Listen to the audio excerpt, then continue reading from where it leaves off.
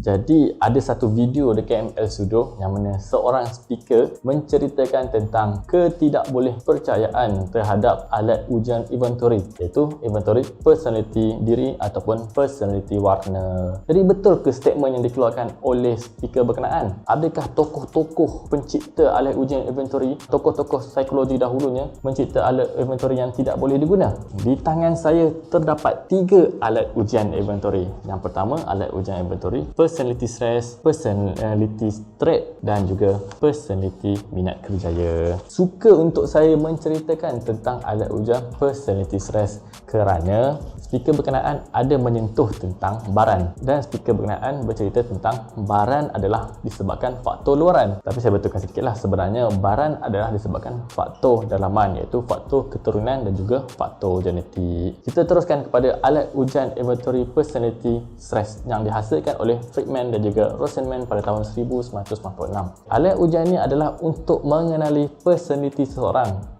iaitu cenderung ke arah personality A ataupun cenderung ke arah personality B. Seseorang yang memiliki personality A cenderung ke arah extrovert, manakala personality B cenderung ke arah introvert. Dan personality A terbahagi pada 3, iaitu personality A positif, personality A biasa dan juga personality A negatif. Mereka yang skornya dapat dalam lingkungan 50 hingga ke 70 itu adalah personality A positif, manakala mereka yang mendapat skor lingkungan 70 hingga ke 80 itu personality A biasa, dan manakala mereka yang mendapat 80 ke atas, kebanyakan mereka adalah personality A negatif. Kebanyakan orang yang memiliki personality A ni, mereka cenderung untuk ke arah stres yang tinggi, dan orang yang mempunyai stres tinggi ni dia mudah untuk marah. Kebanyakan orang yang mempunyai kecenderungan ke arah personality A negatif itu adalah sangat-sangat bahaya. Personality A negatif boleh mendatangkan penyakit kepada diri. Contoh penyakit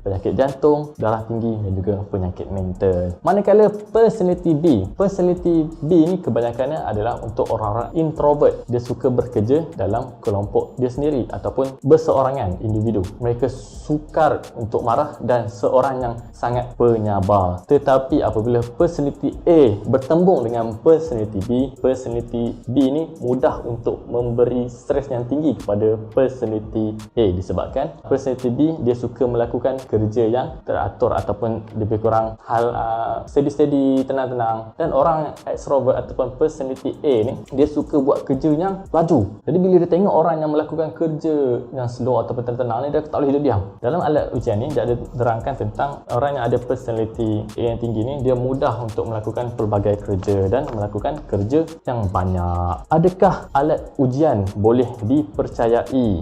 Jawapannya boleh, disebabkan setiap alat ujian mempunyai ketulunannya masing-masing. Selain pada ketulinan, kita boleh lihat daripada alat ujian yang kita jawab. Contoh kat sini dia kata saya suka bekerja dalam kumpulan, tetapi di bawah ni pula ditulis dia punya kekerapannya sukar untuk bekerja berseorangan. Jikalau seorang extrovert, memang dia akan lakukan kerja berkumpulan, tapi jikalau dia tulis kat situ dia kerap melakukan kerja berseorangan, dan soalan yang kedua dia kerap melakukan kerja berkumpulan, jadi kat situ ada pencanggahan yang mana kita boleh lihat ketulinan penjawab adalah sangat tinggi. Yang mana jikalau ketulinan ataupun kejujuran sangat tinggi, maka penjawab telah pun berbohong. Manakala kalau ketulinan penjawab tu rendah, maka kejujurannya sangatlah tinggi. Dan setiap alat ujian mempunyai ketulinannya masing-masing. Contoh inventory personality ni dia ada kat bawah ni. Makin kurang ketulinan, makin jujur seseorang. Makin banyak ketulinan, makin tinggilah penipuan yang telah dilakukan. Perbezaan antara alat ujian dan juga zodiak sangat-sangatlah berbeza, sebabkan zodiak itu adalah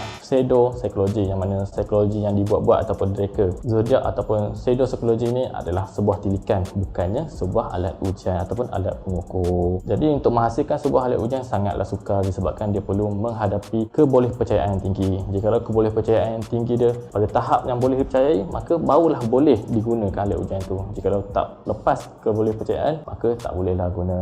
Kepada mereka yang mahu melakukan alat ujian personality ataupun mahu membuat alat ujian pengukuran diri, pergilah berjumpa dengan ahlinya seperti ahli pakar psikologi ataupun kaunselor, supaya mereka dapat membimbing anda dan menunjukkan bagaimana menjawab alat ujian dengan betul. Itu saja, semoga bermanfaat. Assalamualaikum.